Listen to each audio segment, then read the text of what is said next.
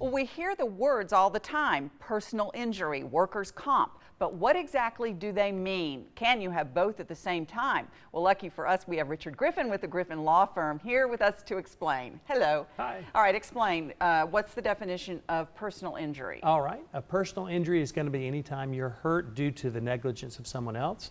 A lot of times it's a car accident. That's, when we handle thousands of those. There also could be slip and falls in restaurants or stores. It could be even a deck that collapses.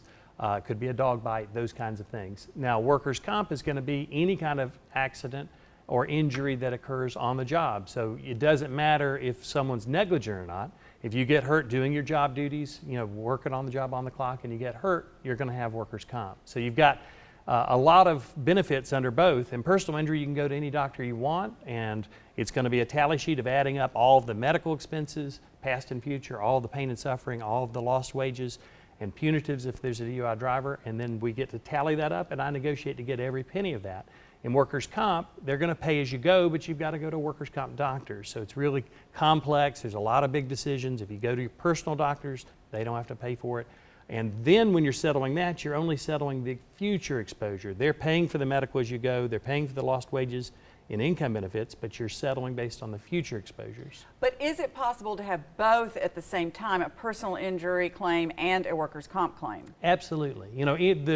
The factor that always is in play when that happens is when you're on the job, so you've got your workers' comp accident, and the negligent party is someone other than your employer or a coworker. So you can't have a personal injury claim against your employer. That's a workers' comp claim.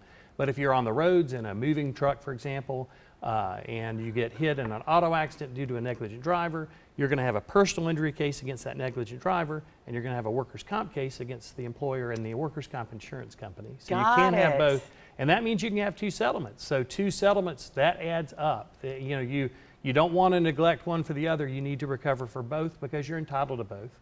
And it really takes both to put you back to where you were. And that's why you need an attorney who understands this, which is where you come in. All right, here we have a graphic. We do. Yeah, these are cases that I had. And the first one there was a heating and air technician in a truck accident. We got $250,000 on the personal injury, $80,000 on the workers' comp, for a total of $330,000. You can see you wouldn't want to neglect either one.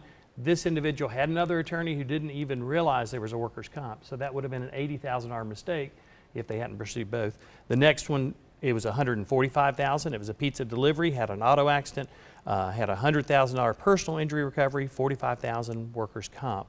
As you can see, a lot of times the personal injury is more because you're getting pain and suffering for that. And in workers' comp, you're settling not the past, but just the future. The last one was $105,000. Someone who was an EMT in an ambulance that got hit. So we were able to, in that one, the adjuster was giving him a hard time on both claims. Basically, on the personal injury case, since he waited 30 days to get treatment, they said, look, we think this is soft tissue, this isn't a big deal, here's $500. And the workers' comp said, look, you waited too long to get treatment, we're not going to pay for anything. So he hired us, and we were able to turn that into $105,000. But one of these, you said they had another attorney who wasn't getting the job done. Sometimes you have an attorney that may not have the specialty that you need them for, or the communication may be poor. That is an individual who just gave up on that attorney because he wasn't getting any calls back. When he called me and we went through that free consultation, we went through all the facts of the case, and he couldn't believe that he had a workers' comp claim in addition to the personal injury. The other attorney was only focused on the personal injury, never mentioned the other. Well, that was $80,000 that could have been missed if he hadn't given us a call. That is real money, and that can go for future medical bills, as you said, which a lot of times you don't think about what's going to come in the future. It's true. Thank you, Richard, so much. Don't forget to get the help that you need. Contact the Griffin Law Firm. You can call 877-PAIN-LAW. You can also log on to 877painlaw.com.